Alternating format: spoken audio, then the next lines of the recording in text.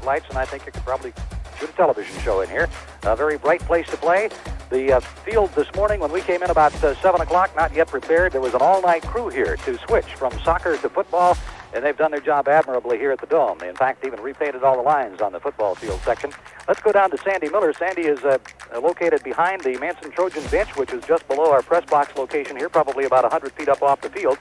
And Sandy, you have been down there, I know, visiting with players and with fans and with coaches just a little bit. What's the atmosphere like down there right now? Well, the atmosphere down here is calm, cool, and collected. If I could take one of the Coach Joe Teague's son's word for it. He says, I asked him how he slept, and he says, fine. I said, how'd your dad sleep? He says, I guess he did just fine. I wasn't in there. So maybe what we don't know won't hurt us, but looking at the kids down here and judging the set of their body and their attitude as they came out on the field, it was just a game time, and it was player get ready and be on your toes, and this is the game, and we're going to play it. Thank you, Sandy, and that is Sandy Miller talking with us down at the sideline. We'll switch next to our cohort in broadcasting this game, and a fellow who has broadcast for us before this year with the Brewster Bears and the Liberty Bell Mountain Lions in their playoff, and that is Brian Brostek. And again, Brian, a welcome to our broadcast crew today. Thank you, Scott. It's a pleasure to be here. It's a lot of fun. We're inside. It's a lot warmer than it was at the Medical Lake, my last game. Well, we were saying earlier that the only threat of dying of pneumonia was in the rain last night getting into the Dome. We might very well have survived the outdoor season just to get all wetted down on the way in, but certainly here a beautiful facility to play in. The head coach for the Crescent Loggers is Gary Couts, and we did have the opportunity to speak with him at some length about his football program and what he thinks of this Manson Trojan football team as well as the Mansfield-Cooley Heartline Rams. And when we return on our pregame show, we'll be talking with Coach Couts about those things, but that will be coming up when we return in 60 seconds. From the Tacoma Dome, Scott Brondage, our pregame show, and we are looking forward to a 10:30 kickoff. We might mention that Amy Lamar of Manson has been invited to sing the National Anthem to start today's festivities here at the Tacoma Dome, where we'll be broadcasting the first of 4 playoff football games in the semifinal round. As we mentioned, we talked with Coach Gary Couts of the Crescent Loggers about his football team and about what his opinions have been of the Manson and Mansfield-Cooley Heartline team. He was able to scout them in the regular season ball game, which the Mansfield-Cooley Heartline team won, and these were his impressions of the 2 ball clubs that he saw in that football game. Gary, I know that you had at least one opportunity to scout both Mansfield-Cooley Heartline and Manson, and that was in the regular season game between them, which the Mansfield-Cooley Heartline team won. There's a few impressions of those 2 ball clubs that you saw playing that night. Both teams are very well coached. They're good teams. Cooley Heartline is probably a running team. We know that. Manson is basically a passing team, but can run both. Do well at both. So our kids realize that they're going to be in for a real tough ball game. A couple of well-coached teams, particularly Manson team has got some good players there. When you went home from that ball game and then a week later found out it will be Manson that you're playing, I know coaches like to play a little close to the vest, and I don't blame you for that at all, but can you tell us a few things that you went back and said, this I really want to work on after having looked at Manson? Yeah, looking at Manson, you definitely have to shore up your pass defense. Ours hasn't been the best. But we can do a few things to try to help us out that way. What about looking at Manson's own defense? Do you look at that team and say, there are some elements here that we can use that will be effective against them? Oh yeah, we're definitely in every team. There's always some weaknesses and strengths that you have to play towards. We've taken a long good look at their defenses. We think that we've come up with a few good ideas that we can exploit against them. And again, that is the head coach for the Crescent Loggers, and that is Gary Couts, talking about the Manson and Mansfield-Cooley Heartline ball clubs. We also talked to Coach Couts about some of his own football team's playoff experience. They were here at the Tacoma Dome last year against the Mansfield-Cooley Heartline Rams, suffered a loss there, and these were his comments about the way they did in the playoffs last year. Only 3 seniors on the team that play a lot. Any experience at all at playing indoors or on artificial turf? Yeah, the kids have been in both the King Dome and Tacoma Dome last year. Played in there. And we have a big gymnasium here. We practice in there on wet days. You can almost play a football game in that. It's that big. I'm going to ask you here to give a little advice to the Manson coaching staff. They have not had kids who've played either on turf or indoors. what would you tell them if you were going to say, here's how to prepare for us and play in those in that environment? The big thing you got to look for in that type of environment is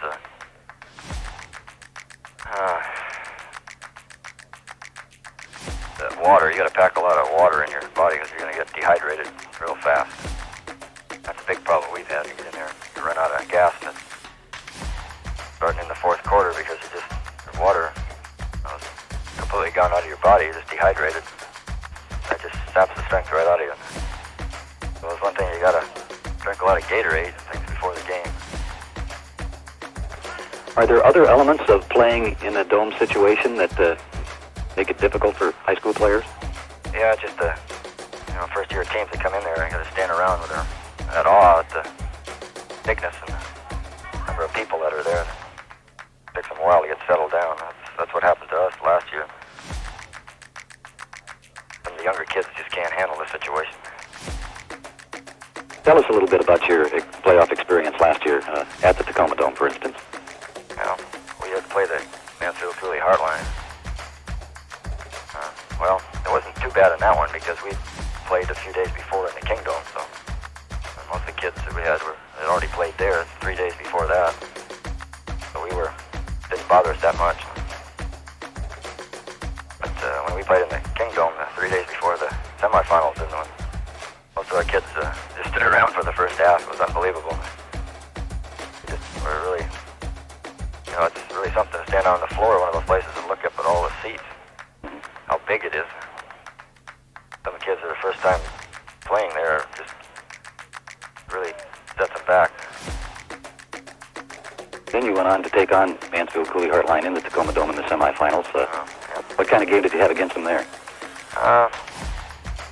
We got down early, but we battled back. We're a second half ball team.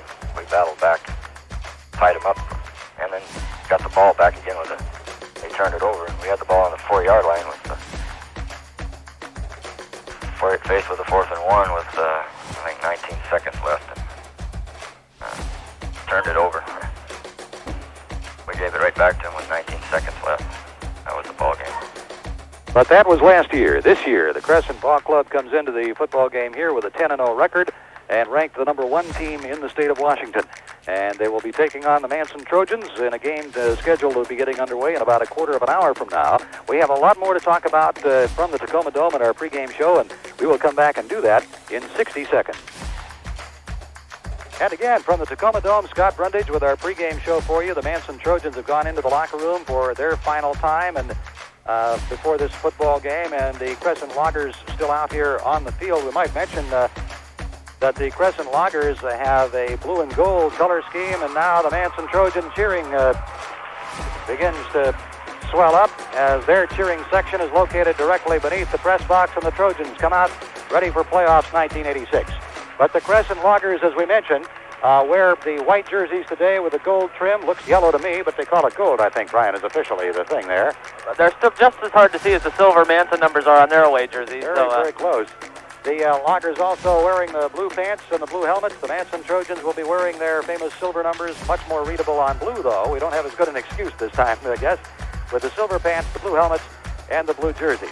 So Manson coach Tom Alexander was a fellow who this morning, when we talked to him on the sideline, was very excited about this football game, but also a fellow who has been expressing over the last several weeks a lot of appreciation to his ball club, to the school district in Manson, and to the community. And we'll come back and have some of Tom's comments on those issues for you when we return with more of our pregame show in 60 seconds. From the Tacoma Dome, once again, the Manson Trojans and the Loggers of Crescent getting set to play their football game. And as we mentioned, we have talked extensively with Coach Tom Alexander, of course, about this game and about the community of Manson that his football team is representing. And Tom was telling us that it is an experience to come here that his players will not forget, and expressing a good deal of appreciation to that Manson community that sends them here. Tom, I think maybe the most important player for any successful football team is the community they represent. And certainly you've had great community support over the years, and this year in particular in Manson. We sure have, Scott. I've been very excited and very fortunate to be here for 8 years and have the community support our program for 8 years. The turnouts of our games have been not as great this year as they have in the past, but hey, I'll tell you, the community does a lot of things for us. They're always here. They're always asking questions. They're always giving us things like send-off things, or they're always giving us banquets. They're always there. They're always, you see them downtown, they're always very supportive of the program. I know the community is very excited about our players going and having an opportunity to play in the semifinals. And, you know, I know their goals are the same as ours. This game is just a step up the ladder to success. And, you know, if it's a state championship, if it's a loss in the semifinals, whatever, they're very proud of this team, and we're very proud of being in Manson and representing our community, and we're trying to do it in our best possible way. Someone asked me the other day what the odds were that Manson would play in the King Dome, and I took a look and I said probably 50-50. You're in playoff quality teams right now, and it seems to me that I still believe that you might have the very best football team in the state in VA football, but the real essence of why the program exists is to provide the kind of memories you're going to have just on Thanksgiving Day. It's kind of icing on the cake from here, isn't it? It sure is, Scott. You know, it's enjoying the trip along the way. The destination isn't really what's the most important thing at this point. It's the learning things along the way. What got us there. The joy of being together for as long as we have this year. I mean, this is outstanding. I mean, in order to, we usually lately we've only gone to the first part of November, maybe the middle of November. Now all of a sudden we're at the end of November. It's kind of nice to have a couple of extra weeks, in fact 3 extra weeks so far with your ball team that you started way back in August. And I think the kids are going to remember this for the rest of their lives. Win or lose, I think this Thanksgiving game in the Tacoma Dome, it's an opportunity. Not too many teams, not too many people in the world have a chance to play this long and have a chance to play in a fine facility like Tacoma. And I think win or lose, the kids are really going to remember this. That's Manson's head coach Tom Alexander saying that win or lose, the kids are really going to remember this football game. And a fellow that we remember who has been associated in the past with the Manson School District, Bunk Lang, a former superintendent at Manson. And down on the sidelines, I think we have Sandy Miller ready to talk with him. Sandy? We sure do, Scott. And Bunk Lang, I asked him, how come he's here? And he says, well, it's just a short drive, 150 miles, and this is nothing we'd rather like to do on Thanksgiving Day than come see the folks. And they have. Bunk, how far is it swim? Is that where you're teaching now? Port Angeles. And I'm not teaching anymore, Sandy. I'm retired. Oh, well, I better start catching up. Bunk, 150 miles away, and then you go back for Thanksgiving. What's your feelings about Manson being in the Tacoma Dome? Well, I think it's great. I've been following them in the paper right along, and when I saw that they were going to be here, we just couldn't pass this up. Oh, super. We're glad to hear. There's a lot of folks. We've estimated between 300 and 400 down here in the stands, and they're still filing in, Scott. Okay, thank you very much, Sandy, and thank you, too, to Bunk Lang for joining us. And it's always good to see old friends from days gone by coming back for a revisit for the Manson Trojan Ball Club. The pregame show that you're hearing today from the Tacoma Dome in this game prior to the Manson Trojans and the Crescent Loggers, brought to you in large part by the folks at Central Washington Bank, but by a lot of other people as well, and we certainly want to pass along our thanks to them. Without them, we would not be able to be here providing the recognition that these youngsters have so richly earned and deserved. We'll come back with more of our pregame show comments for you when we return in 60 seconds. From the Tacoma Dome once again, this is Scott Brondage. Sandy Miller down on the sideline has managed to catch Tom Alexander for just a couple of quick questions as they introduce the Trojans on the field. Sandy? Thanks, Scott. Tom, are all the players healthy this morning? Well, Dallas Clark had an injury last night in our pregame practice with on his finger, so he's got it taped up pretty good. So it's on his right hand, and it's an index finger, so I'm not sure how serious it is, but it may hamper his play, it may not. Is there anything different in the change of routine on a game that's played in the morning than in the evening? Just trying to get the kids mentally ready to play ball. They're not used to playing in the morning, so that's basically all I can say about that. Did everybody remember all the equipment? Yes, ma'am. Thank you, Tom. Back to you, Scott. And thank you, Sandy, and thanks to the coach, Tom Alexander, for taking the time to chat with us. That's something we should also mention, I think, Brian. Tom Alexander, for years, has said, yes, come and talk with me at halftime, when most coaches would much prefer to get into the locker room, and has said yes to talking with him after games, win or lose, many times, and here says yes to talking with him before. That's a lot of cooperation. It is, and Tom's very good about that, as are everyone associated with the Manson team. And the Tacoma Dome here has been very helpful as well. But last week, or the last playoff game, you nearly got swept away when you tried to talk to Tom in the locker room. So it can have its dangers as well. Well, it certainly can, but we can also say that Coach Alexander and his group of folks have been very cooperative, very interesting to work with along the years, and certainly a very big moment for them as they enter this semifinal game. Right now they're going to start introducing the Crescent Ball Club from across the way, and we're going to take an opportunity here to collect our thoughts a bit as well and take another commercial break. We'll return from the Tacoma Dome with the 1986 playoffs in 60 seconds. crowd dynamics. The Crescent Loggers having several hundred people in the Tacoma Dome over across the way, and you might be able to hear them cheering maybe even a little louder than Manson, because the Manson Trojans are located just beneath us. And it may be that the sound will come better from across the way than just under us. Right now, the Manson Trojan squad being introduced. And right now, Brian Brostek, a moment for each one of these Trojans and for the Crescent Ball Club that they probably will long remember, the day they were introduced in a Dome Stadium. I would think so, Scott. Also, the fact that the way they're introducing them, they get to line up right across from each other, see who they're going to play. Once Crescent's on the south side of the stadium, Manson right underneath us on the north side. It's going to be a good matchup all day. And the Manson Trojans will be moving from our left to our right for all those of you who watch along the top of your radio when the football game gets underway. There are several other games to be played in this semifinal round today. There are also games to be played elsewhere in the state, over in the east side, where they have various sites there, be 8-man, 11-man, A semifinals, AA semifinals, and AAA semifinals. But all of those are, of course, geared to one goal, and that is to play one more football game for the season, and to play that football game at the Kingdom on the 6th of December. And right now, the Manson High School Band and Miss Amy Lamar singing our national anthem.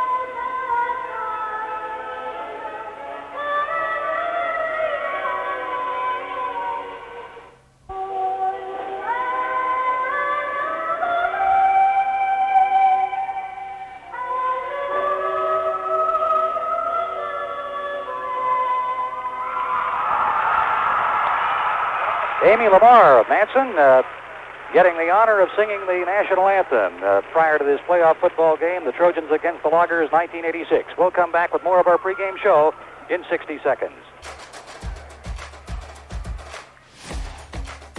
We could very well be starting the football game about 2 or 3 minutes early here. The Manson Trojans have taken the field, and the team from Crescent coming out to take the field as well.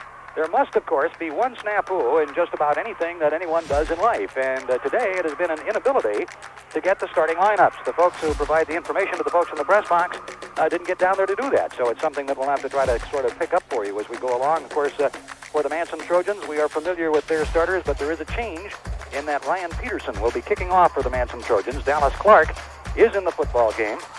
He is needed, they say, to get down there on defense and to do his thing on defense, and defense is something that Clark does very well, although he does not get pressed for that. In fact, Coach Tom Alexander, as they queue up to kick off the football, had this to say about Clark's defensive capabilities. Dallas Clark set a school record this year with 180 tackles. He is my defense. It's centered around Dallas Clark, and he's had an outstanding season. So Dallas Clark wanted here defensively to get downfield quickly and hopefully to make the tackle. The kick is away, and the playoff game is underway. Taken by the Crescent Loggers down at about the 20-yard line out to the 30. The ball is free, and Crescent comes up with it. Coach Tom Alexander now jumping up and down on the sideline saying, boy, we almost had it there. I did not see who made the initial hit, but certainly the goal, at least, putting Ryan Peterson into kick, did work. Dallas Clark was down there to make the tackle and knock the ball free, so it worked for the Trojans, but Crescent came up with it. And it will be the Loggers' ball, 1st and 10 to start the football game at their own 27-yard line. Split backs behind the quarterback. They turn, the pitch comes to the left side. Nice running robot across the 30 down to the 34-yard line. Greg Hallberg was the carrier there, Scott, for the Crescent Loggers. Once again, they have those numerals that are almost as bad as the Manson numerals. They're hard to see, and we don't know who the starters are. We'll try to pick them up for you. Joe Barnes, the quarterback again, has his ball club set at 2nd down and short 4 to go, or short 5 to go. This time they'll bring the ball to the right side, and the Trojan defense is there to stack it up very nicely as they get the ball out across the 35, but only barely at about the 35.5-yard line. Boy, this is fun to be able to see half-yard lines even. Yeah, that is nice. Looks that the starting backfield is Gary McGarvey and Greg Hallberg in the halfback positions, and the quarterback is number 32, Joe Barnes. So Barnes, the quarterback, set to go again, has the ball to the left side. This time breaks a tackle out across the 34, and rather the 36, and out near the 40-yard line. First down yardage for Crescent. So Crescent will come up with the first down. And Mike Harris gets in on the tackle for the Manson Trojans. 1st and 10 for the Crescent Loggers. First series of downs here in the first period of this semifinal game. And they are at the 40-yard line. They're on. And again, they'll bring the play to the left side. Number 28, that's Gary McGarvey. And McGarvey is going to be stacked up by Mike Harris, Todd Jeffries, and others after a gain of perhaps a quarter of a yard. Still at the 40-yard line. And they gained about the length of the football there. So the Trojan defense stiffening here after giving up one first down. Still first period play. Barnes, the quarterback for the Loggers of Crescent. 10-0, ranked number 1 in the state. Barnes takes the handoff, makes the handoff again to McGarvey at the right side. McGarvey across the 43 down near the 45-yard line. Crescent getting off the snap very, very quickly here. And McGarvey is a running back who gets to the line very quickly. A 6-foot, 175-pound sophomore running back. Gary McGarvey for Crescent. 3rd down and 6 now. Phelps on the touchdown saving tackle at the 16-yard line. Dan Richardson was the receiver for Crescent on that play, Scott. Dan Richardson did the little flare pattern to the right side sideline. Barnes getting plenty of time, completes the pass, and it is 1st and 10 Crescent in Trojan territory at the 17-yard line of the Trojans. Well, we were expecting a high-scoring offensive game, and that's what it's been here for Crescent. They'll give the ball to McGarvey, trying the middle of that defensive line again, and manages to pick up 1 yard as they'll get down to the 16-yard line. Greg Hallberg, number 16, on the carry, make it 2nd down and 9 now, down at the 16-yard line. Crescent breaks the big 30-yard pass play to be threatening here in the first period. This time they give us to the second man through, and he'll pick up maybe a yard or 2. And I believe that was again Hallberg on the carry, but he is shy of the 10-yard line. So they'll go to a 3rd down situation here. We have 8:36 and counting to play in the first period of the football game. And Crescent has had the ball for these 3.5 minutes, a scoreless game. Right now they have it 3rd down and 6. Inside Trojan territory, Barnes wanting to throw, gets big pressure. He could be hauled down, escapes 2 tackles, gets away the pass to the safety valve. This could be it. Touchdown, Crescent. An incredible play from the quarterback, Joe Barnes, as he appeared to be in the grasp of a Manson Trojan defender. Broke away, was hit again, broke away again, manages to complete the pass to, I did not see the number, but whoever it was for Crescent did a great job of coming back, acting as the safety valve, and the Trojans, after a great pass rush, give up the touchdown anyway. My goodness. A 14-yard touchdown pass that time, Scott, after a 3-minute and 46-yard drive by Crescent. Crescent now lines up with a slot formation to the right side. Barnes wants to throw it in for the conversion. Can't find a receiver. Runs it up the middle. The 2-point conversion is good. Crescent jumps out to the lead. 8-0 here over the Manson Trojans at 8:14 to play in the first quarter. And we'll be back in 60 seconds. Joe Barnes, who threw the touchdown pass, is set to kick off now for the Crescent Loggers. 8:14 to play. First period, the Loggers in a lead 8-0. Kick coming down to Jeffries at the 10-yard line. The 25 up the middle finds running room. The 30, the 35-yard line before he's hauled down. So a good run back from Todd Jeffries. And the Trojans will start out in good offensive field position. And Brian, we should mention, I think, that the Trojans have been accustomed to giving up the early touchdowns and coming back strong in a football game. They have done that very, very well so far this season, Scott. The officials are taking the timeout now, but Frank Phelps, their quarterback, who is healthy and ready to play this week, certainly has to be something Tom Alexander's proud of. He certainly is, and Frank in there now set to go to get his ball club going on their first play from scrimmage. On the first play, the pitch right side, Dallas Clark running room to the right, gets across the 40 down to the 46-yard line before he's hauled down. As we mentioned, Frank Phelps, the senior quarterback, a man that Coach Tom Alexander looks to for a lot of leadership on this club. Knows how to take plays with injuries. He's got that plate in his ankle. He can play with it all season long. Doesn't want it out until football season's over. And just shows his guts and desire and excellent level of play that Frank Phelps is accustomed to. So Frank Phelps will have to have that desire now as his ball club trails 8-0 on their second play from scrimmage. Backs on the I formation, their own 40-yard line. Hand off. Harris caught at the line of scrimmage and hauled down. Coming in on the tackle was number 79, and that is Larry Henderson, a 6'2", 225-pound junior. And Mike Harris is somewhere around 150, just unable to break away from him. He does pick up maybe a yard on the play, and the Trojans will go down to 3rd down and 5 at their own 41-yard line now. 7:05 to play, first period from the Tacoma Dome. The Manson Trojans against the Crescent Loggers. Power formation in the backfield is to the left side. Phelps, the quarterback, wants to throw the football. Has plenty of time looking downfield. Has Jeffries pass intercepted, 45-yard line to the 30. Phelps might have the chance to save the touchdown. He cannot. Touchdown, Loggers. Gary McGarvey scoring his second touchdown for the Crescent Loggers here in the first quarter. McGarvey was there, and in all honesty, it is probably a pass that should not have been thrown. Frank Phelps was looking for Mr. Reliable and Todd Jeffries. Certainly not Todd's fault that the pass was intercepted, as McGarvey has some pretty good speed himself, stepped in between the ball and Jeffries, came up with it out at the 35 or so, and carries it in for the touchdown, and Crescent going up by 2 in the very early going of this football game. 6:45 to play in the first quarter. Crescent up now 14-0, and a big 2-point conversion attempt here for Crescent. Handoff will come to the middle. It will not be any good, and the Trojans can take some heart there at least. But they have fallen behind in the early going by a 14-0 score. 6:45 to play in the first quarter, and we'll be back in 60 seconds. The kick here from the Crescent Loggers, as our timeout took longer than we thought it would there. And Mike Harris takes the kickoff at about the 20, and he was nailed hard. There were about 3 Crescent Loggers right on him down at the 26-yard line, but Mike up and bouncing about again. So the Trojans down by a couple of touchdowns here at 14-0. Will go back in operation at their own 26-yard line. Jeffries split wide to the right side. Backs in the power formation to the left. Handoff, Dallas Clark, left side, battles his way across the 27, down near the 28-yard line. Coach Alexander there electing to come out with the running play and with the running back who has done so much for them over the course of this football season, and that, of course, Dallas Clark. Certainly lots of football game left here, and when you're in the position of the Manson Trojans, the last thing you want to do at this point is get out of the game plan. But they must march the football, show that they can do something on offense, just to build their own confidence, one would think. Split backs behind Phelps, the quarterback, on 2nd down 7. Phelps wants to throw again. Has the time, throwing over the middle, complete out of the 35-yard line to Rusty McClellan. And Rusty will be a yard or 2 shy of the first down, but McClellan on a nice route.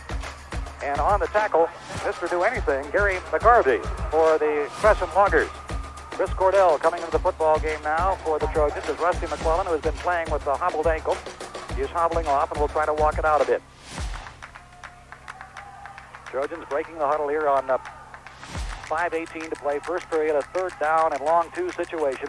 Ball down near their own 35-yard line. Hand off, Harris right side, and they're all over him before he can get into the line of scrimmage at all. Number 79, Larry Henderson, at 225 pounds and 6'2", breaks through that Trojan line to drop Harris for a loss of a yard or 2. Put it at 4th down 5, their own 32-yard line. What will the Trojans do here? They will line up in punt formation. Chip Sackett, lining up in punt formation, will be at his own 18-yard line. Gets the kick away. It's a long kick, a little low. McGarvey will let it roll by him at the 35. A good Trojan roll there. McGarvey still letting it roll at the 20-yard line where it goes out of bounds there. So good kick from Chip Sackett as it probably went 35, 40 yards in the air and then got another good roll, and Crescent will have their hands on the football again. This time starting at their own 20-yard line, 1st down 10. The Loggers with a 14-0 lead over the Manson Trojans at 4:32 to play, first period action. So far, Scott, the Crescent Logger defense has been most impressive. They are not in a 4-man line, as Crescent coach told us. They're running out of a 3-man line. So Crescent, with Barnes the quarterback, split backs in behind him, everybody else in tight. This time will come to McGarvey at the right side, and Harris is there to stop him, along with Todd Jeffries and a couple of other Manson Trojans, including Tim Miller. So they lose, actually, about a yard and a half, almost a full 2 yards on the play. Call it 2nd down and 12 now for Crescent. The ball at about their own 18-yard line. Boy, it's fun to be able to see the yard markers. I can't get over it. Split backs behind Barnes, the quarterback for the Loggers. Wants the pitch this time to the right side. That's McGarvey again at the 20-yard line. Sackett is there. Hits him once, and then a couple of other guys, including Todd Jeffries, come over to haul him down after a gain of about 3 on the play. So good defense there from the Manson Trojans. And Brian, it does not appear as though the Trojans' back has been broken by a 14-0 deficit. No, Hard. I don't think so, Scott. They actually played fairly well in that first offensive series. They missed one run and then had to kick the ball away, but certainly defensively they haven't given up. 3:34 to play, first period. Crescent with the football. 3rd down and 8 to go for the first down of their own 22-yard line. Barnes this time wants the pitch left side, and it's going to be about a 1-yard gain again as they elected to come to the left side, and Henderson, I believe, gets the carry. Dallas Clark, Todd Jeffries over there to help haul him down, so the Trojans appear to have held on defense as they have a 4th and 8 situation now for Crescent. The ball still at their 22-yard line. And it would appear that Crescent would be kicking it on occasion in 8-man football, even in this deep a territory. Teams will go for it on 4th down. But that's one of the fun things about 8-man football. It is the least predictable football that there is. Joe Johnson's back to punt for the Crescent Loggers. Todd Jeffries, the single deep man for the Trojans. And right now we have a penalty flag going down before the snap on the ball. It will be a delay of game against the Crescent Loggers. So that's a break for the Manson Trojans as they will apparently get the football in pretty good field position here. Instead of standing at about his own 10 now, he'll be standing back at about his own 5 or so, I would imagine, to kick the football. And Todd Jeffries, who's been the single deep man for the Trojans, instead of being at the 50, is likely to be up around the 40 or so. But again, the Trojans have done a good job of blocking punts this year, and we'll see if they put the return on or go for the block here. Jeffries at his own 40. Bad snap from center, and he's going to be tackled down at about the 10-yard line, make it the 7-yard line. 1st and goal, Manson Trojans. Bad snap from the center. It took 2 hops to get back to Johnson, the punter. He could not hang on to it. And I didn't see which Trojan it was that got in there to make the hit before he could really get a good handle on the football, but brought him down at the 8-yard line. 1st and goal, Manson Trojans. Anything can happen in 8-man football, and the Trojans get the big break here. Phelps, the quarterback. His team trailing by 14 points in the first quarter. 2:29 to play in the quarter. Frank Phelps up behind Andy Finley at the center position. 1st and goal, Trojans 8-yard line. Pitch right side. Dallas Clark turns the corner inside the 5 and down to the 3-yard line. A good run from Clark as Dallas Clark was hit down at about the 3-yard line or so. He is a punishing runner and carried a couple of guys with him. The ball out at the 3.5-yard line now. 2nd and goal, Manson Trojans. Coach Tom Alexander has sent in his signals. They use the hand signals from the sideline. Both coaches wearing their lucky suspenders, which were given to them for the football game. They'll need some here. Jeffries wide to the right side. 2nd and goal, Trojan. 3-yard line of the Loggers. Phelps, the quarterback, split backs behind him, turns, pitches left side. Clark dives inside the 2. Penalty flags all over the place. There was a penalty flag first in the backfield, so one would assume that it will go against the Manson Trojans. And it does. Illegal motion penalty against the Trojans. I did not see who committed it. That doesn't mean I disagree with the call. I just didn't see it. Maybe some of the players in the backfield, Scott, may have moved a little early trying to get a jump on the ball that time. So they're a tough break for the Trojans, but on the other hand, they didn't get the ball in anyway, and so they will be, instead of out at the 3, back out at the 8-yard line. 1 minute, 40 seconds to play first period, and it will be 2nd and goal for the Trojans. The ball at about the 8-yard line. Phelps, the quarterback, power formation right side. Phelps wants to throw to the end zone. He has McClellan open. It is not quite in. Complete at the 1-yard line, and a great job of defense by one of the Crescent Loggers. His number I can't read at this distance with the light yellow on the white. Rusty McClellan was wide open there at the 1-yard line, and the defender coming in very quickly to knock him out of bounds. So we have a 3rd end goal now from the 1-yard line for the Manson Trojans. In fact, the ball is just inside the 1. 2 wide receivers right side this time. Phelps surges forward. Touchdown, Trojans. 1:25 to play in the first quarter. And the Manson Trojans hit the scoreboard with 6 on the sneak from Phelps from 1 yard out. I think, Scott, you've got to give a lot of credit to the Manson defense blocking that punt. And the reason you didn't notice who blocked the punt is because they just swarmed over the punter as soon as he fumbled the ball. In fact, it wasn't really a block. He had to pick the football up and kind of dash to his left, and the Trojans were there. Now they'll try the 2-point conversion attempt. Phelps from the shotgun wants to throw, drifting right side. Nobody's open. He converts it on his own, hitting the corner.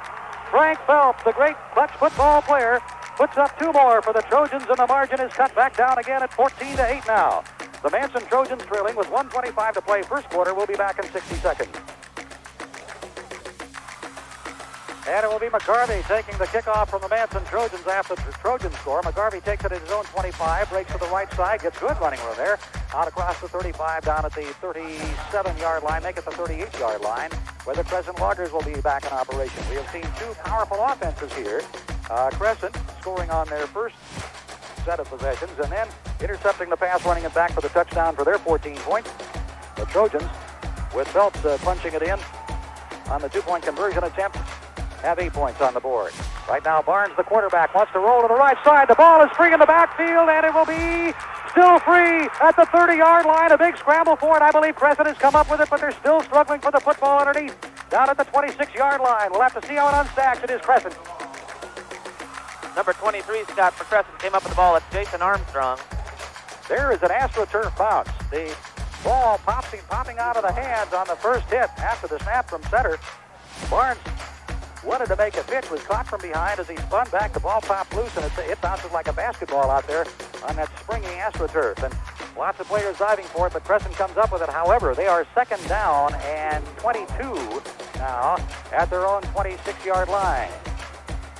Barnes is the quarterback. Split backs behind him, everybody else in tight. Trojans with a four-man front. Barnes dropping back, wants to throw the football, gets the pressure now as the man open right side at the 28-yard line. McGarvey to the 35, the 40, out to the 42 before he's hauled down. They get a big chunk of it back there. That was Gary Hallberg, the receiver on that one, Scott, coming out of the backfield. Greg Hallberg, excuse me. They've used that swing pass successfully so far here in this football game. 14-8. The Manson Trojans and the Crescent Loggers. That's the end of the quarter. We'll take a break, and we'll be back in 60 seconds.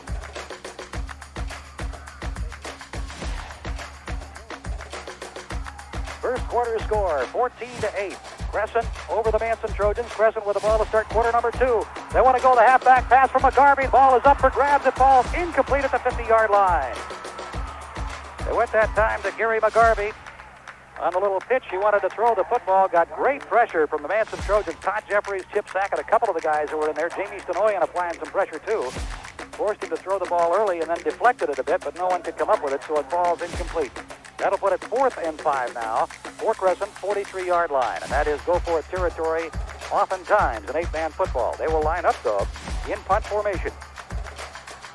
Quarterback Joe Barnes from his own 30-yard line in punt formation, 4th and 5. Barnes can't handle the snap. Will have to scramble, looking to throw it downfield. Man wide open, 50-yard line, first down Crescent. The Trojans had the big opportunity there, but everybody going for the ball, and they left McGarvey wide open at the 45-yard line. Took in the pass and goes for the first down. So a big break there as Crescent dodges a big bullet. Certainly you can say that again, Scott. You can feel the momentum shifting to Manson, and there looked to be a play that could have broken the back on the spirit of the Crescent team, and they turned it around against Manson. The Trojans were going back to put on a return, perhaps. Anyway, they left that midsection open, and they were able to haul it in. 1st and 10, Crescent. Trojan territory at the Trojan 43-yard line. Barnes, the quarterback, left side. Big running play from, I believe, McGarvey again, as he just powers people for about 5 yards. No, it was number 18. And 16, Greg Hallberg. Greg Hallberg. Thank you, Brian. Those numbers are tough to see from up here. Yes, they are. But Hallberg, a great run there as he was hit at the line of scrimmage and piled people forward for 5 yards. So it's 2nd and 5 now. Crescent at the Trojan 38-yard line. They lead in the game, 14-8 in the second period. Barnes this time will pitch left side. That's McGarvey to the 40-yard line. Turns the corner. First down and out of bounds inside the Trojan 35. McGarvey knew exactly where he was on the field there, as he should have enough for the first down. Oh, they're going to mark it about a yard and a half short. I thought he had it. So it'll be 3rd down, and we'll call it 2 statistically at the 35-yard line of the Manson Trojans for Crescent. So far, McGarvey's gained 17 yards on 7 carries. They're stopping him, but he seems to be a very dangerous runner. Well, he is a guy that you plan for in terms of saying hold him down. You won't stop him. He's a great high school runner. McGarvey, left side. They stop him here. Stack him up. No gain. 35-yard line. Well, play-by-play man ain't always so brilliant, you see. Well, I think maybe they heard you that time. That's a possibility. Of course, the guy who calls in the signals defensively, Joe Teague for the Manson Trojans, the assistant coach, and Tom Alexander likes Joe a lot. Spent a lot of the out-of-school, out-of-football time together, and he's the type of guy, he's very relaxed and calm. He tries to relax me and calm me down. So here, Crescent will go against Joe Teague's defense, and the defense works again. They will not get the first down as McGarvey takes the handoff, tries to get around the right side, and he is hit down at the 35, tried to squirt the ball forward. They will give him about half of the length of his arm that he put it out there. He was really down at the 35. They're going to give him an extra half a yard. However, it doesn't work because it's fourth down anyway, and the Manson Trojans hold on defense. So Coach Alexander's confidence in Coach Joe Teague certainly well-deserved there. The Trojans take over as they stop a powerful Crescent Ball Club. They have Jeffries wide right side, Phelps rolling to the left side, can't find anyone to get the ball to, tucks it in, and will take a loss of about a yard. Really, Frank Phelps doing a good job on that play, Brian, because he looked for a pitch man. No pitch man was there. There was just nothing open on the option, so he tucked his shoulder in and avoided a big loss by at least picking up a couple to get back to a half a yard loss or so. You're right, Scott. He's seen the ball bounce around pretty freely in the hands of the Crest Flogger quarterback, and it was a good job by Frank there to keep the ball. So it'll be second down, call it 11 for the Manson Trojans. Split backs behind Phelps, the quarterback, operating at their own 39-yard line, trailing by one touchdown. Phelps wants to throw. Lots of time. Now gets some pressure. Rolling right side, looks downfield, back across the middle, throws it away for Rusty McClellan. Rusty had three guys behind him, so Frank Phelps very wisely turning and saying, Rusty, if you can get back to it, fine, but I'm not going to put it in that traffic. He was burned for a touchdown earlier and throws the ball away. Very, very good choice there by Frank. Dan Richardson, who just hauled down Rusty McClellan on the 1 yard line when Manson scored on that 8-yard drive when they scored in the first quarter, is a dangerous defensive back, and Frank threw it well away from him. 9:16 to play, first half, a 14-8 Crescent lead here. The Trojans with the football, still 3rd and 10 at their 35-yard line, or 34-yard line. Phelps wants to throw again, gets a rush. Now we'll move to the left side of the field, still gets a rush.